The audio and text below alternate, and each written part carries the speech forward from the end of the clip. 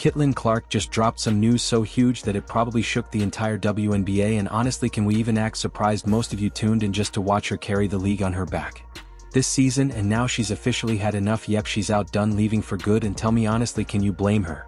She struggled with physical defense she's faced at the professional level and voiced frustration with the league's officiating, recently telling reporters, quote, "I feel like I'm getting hammered and everybody is physical with me, and opponents get away with things that other people don't get away with." That's what Caitlin Clark said. This league didn't deserve her to begin with. She dragged a dead team to the playoffs after a decade of irrelevance, shattered attendance records, boosted ticket sales, and practically turned her jersey into a BOMBSHELL. And what did she get in return? A cheap eye poke, shoulder hits, 6-point technical fouls, baseless accusations of racism, and a label of being a rude player. What I am upset about, it's like, hey man, your meal ticket is under constant attack. There's been dirty plays all season. If that's the kind of thanks you get for making the league actually watchable, I'd walk away too. But do you know what really broke her, what pushed her to drop this bombshell now? And what did she say that made it clear she's done with all of it? Let me fill you in on the full scoop. Those guys, they're the racists, when really, y'all are the racists. The people coming up with excuses to hate Caitlin Clark and the new fan base that she brought. Well, you could see it coming a mile away. The frustration in Caitlin Clark's eyes has been building up for weeks, but the heartbreak hit its peak when the Indiana Fever got booted out of the playoffs in a gut-wrenching loss to the Connecticut Sun. She's just not built for the physicality of this league. Yeah, and she's not quick enough to get away from the physicality. With a score of 87-81, Clark was out there playing like her life depended on it, dropping 29 points, 10 assists, and 7 rebounds, basically trying to single-handedly drag her team to victory. But guess what? Her teammates decided to take a nap instead. While Clark was out there looking like a one-woman army, her squad was stumbling around, missing shots and making rookie mistakes. This kid's on the wrong team. She's got the wrong skill set to handle the physicality of that league, and she's a rookie. Let's start with Tammy Fagbenel. Where do I even begin? Her performance was practically a horror show. She fumbled so bad, making boneheaded mistakes like a shot clock violation at the worst possible moment when the Fever desperately needed to build momentum, and when she wasn't standing around looking lost, she was going 0 for 3, handing the ball back to the Sun like it was a sow. And now tell me honestly, don't you agree with Gino when he said, yeah, but she needs to be on a better team. But hold up, because Victoria Vivians was no better, a veteran player who's supposed to thrive under pressure. Nah, she decided to ghost instead. Just 6 points on 2 of 10 shooting. Seriously, 2 out of 10. She wasn't just missing shots, she was clanking wide open looks that even I could have hit. And then we have Kelsey Mitchell, the reliable scorer, who picked the absolute worst time to go. MIA 9 points on 3 of 12 shooting, 3 of 12 for someone who's supposed to be one of Indiana's top scorers. She looked completely out of it, hesitating, passing up shots, and when she finally did shoot air balls, it's like she got stage fright just when the Fever needed her to be clutch. Caitlin Clark was assaulted yesterday in her very first playoff game in the WNBA. With Clark out there playing her heart out, it was painful to watch everything crumble around her. Every time she hit a clutch 3 or pulled off some insane play, her teammates would just trip over their own feet, hand the ball back to the Sun, and give Clark that helpless look like, oops, my bad. You could see it in her body language. Every missed shot, every turnover, it was like a punch to the gut. It's not like she didn't show up. She played 40 full minutes of non-stop high intensity, leave it all on the floor basketball, and it still wasn't enough. It's important that we point this out. One of the things that I brought up this morning in talking about Caitlin Clark is that some of the players, you want to use the word jealousy, fine. You want to use the word envy, fine. So when the final buzzer rang and Clark was standing there, shoulders slumped, staring at the scoreboard, you could tell this wasn't just a loss, this was a realization, a wake-up call that no matter how hard she pushed, no matter how many shots she hit or plays she made, it wouldn't be enough without a squad that could actually back her up. It wasn't just the end of a playoff run, it was the end of the line for her patience. If Caitlin Clark is the quote-unquote savior, if she's the golden girl, milk it! Reality is knocking on the door of the porta potty. The truth is finally coming to the light. The same light that is going to be dimming here in about 12 hours when Caitlin Clark is eliminated from the playoffs. The entire WNBA practically fell out of its chair when Caitlin Clark dropped the bombshell. She's not just leaving the league, she's jetting off to Europe. That's right, the most electrifying rookie the WNBA has ever seen is packing her bags and saying, I'm out. And can you really blame her after the relentless pressure, cheap shots, and the constant nonsense she's been through? Clark decided she needs to hit the reset button. This announcement came just days after the Indiana Fever's painful playoff exit against the Connecticut Sun, and honestly, it's no surprise. Between carrying her team to relevancy and getting zero support, this was bound to happen. There were regular season games this season where Caitlin Clark drew more than 1.8 million viewers. However, I hope Kat Engelbert is ready for disappointment because there's a hell of a lot more of it on the way.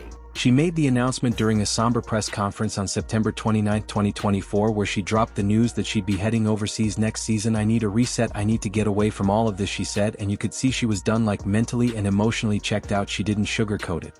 Either she called out the league for its weak officiating, the lack of protection from dirty plays, and the endless criticism thrown her way both on and off the court. It was like she was laying it all out there saying, "Yeah, I'm leaving because you guys made this place unbearable." Let's put this in its proper perspective. When I think about Caitlin Clark, the operative word that comes to my mind is gratitude. But now everyone needs to understand this isn't just a loss for Indiana, it's a financial and PR disaster for the whole league. Clark's arrival wasn't just a rookie season, it was a full-blown phenomenon from the second she stepped onto the court back in May. Viewership and ticket sales shot through the roof. Indiana Fever games suddenly turned into must-see events. The Indiana Fever, all right, with Caitlin Clark, led the league in attendance both home and on the road. Fever averaged 17,000. Ticket sales exploded by a ridiculous 60%, and every arena she played in was packed to the rafters. During her rookie season, Clark alone pulled in over 500,000 fans just to see her play. One rookie brought in 500,000 people. Let that sink in. She wasn't just a player, she was the main attraction, the lifeblood of the league's sudden popularity surge. The most dominant team in the league, they can't draw 500,000 viewers for a playoff game. Atlanta Dreamers and the New York Liberals. Again, the Liberals, they supposedly have stars. Remember when ESPN claimed that the Liberals had the new Big Three? Dreamers, Liberals, 410,000 viewers.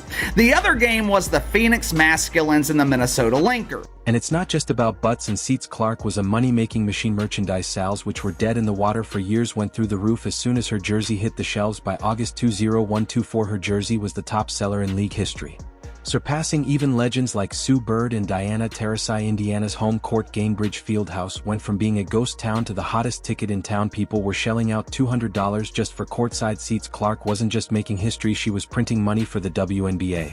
But if you're not delivering the product and you're not making the revenue and you're not, giving people the entertainment that they want, then you're not going to make any money and your league is going to suck. And now poof, it's all gone. With Clark heading to Europe, the Fever and the WNBA are staring down the barrel of a financial meltdown. Just look at the numbers. Indiana's average attendance in 2023 was a pitiful 3,000 fans per game, but after Clark joined in 2024 it skyrocketed to 15,000 fans per game, a jaw-dropping 400% increase, all thanks to her. Do the math, and her presence alone raked in over $5 million in ticket sales during the regular season. Without her, say goodbye to those numbers. This isn't just losing a star, it's losing a golden goose.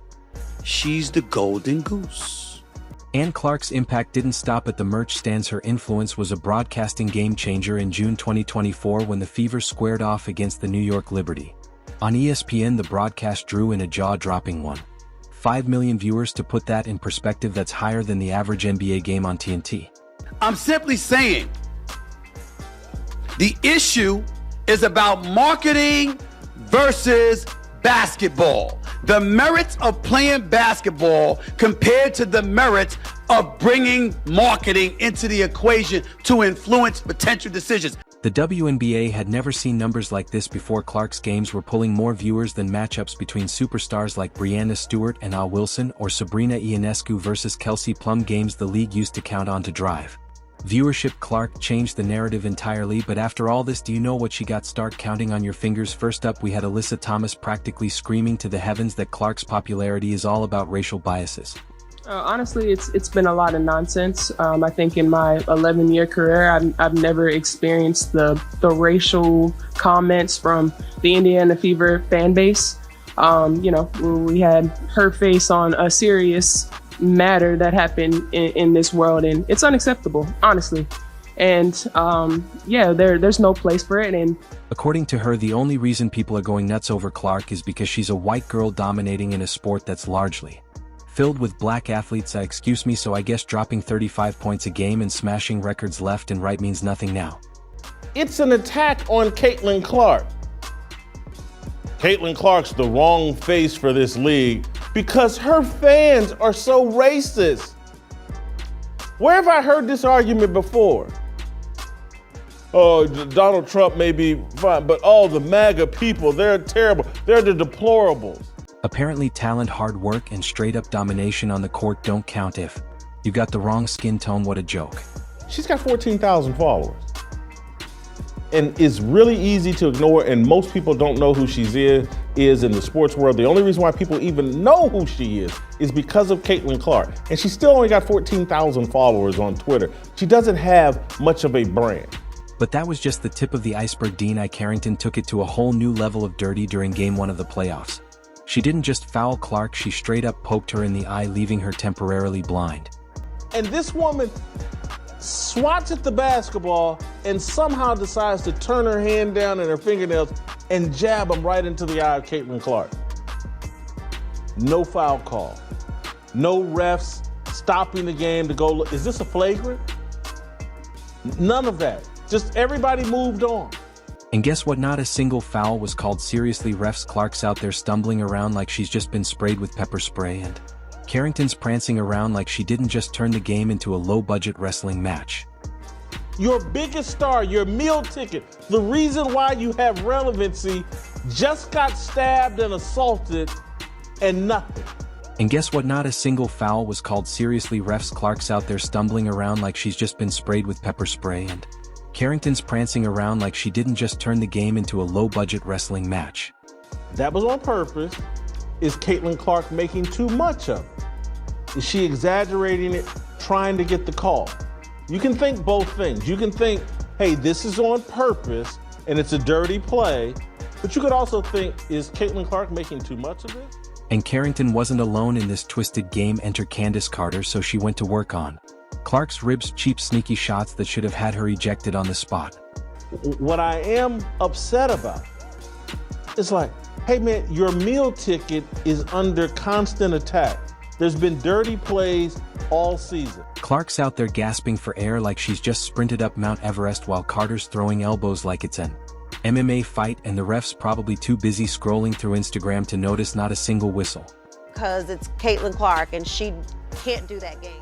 And then, as if the physical hits weren't enough, we've got the verbal cheap shots flying around. Cheryl Swoops decided to jump in with her brilliant take, basically accusing the entire WNBA fan base of loving Clark just because she's got that blonde, blue-eyed All-American look. That's why in the end it wasn't the physical toll or the playoff losses that broke her.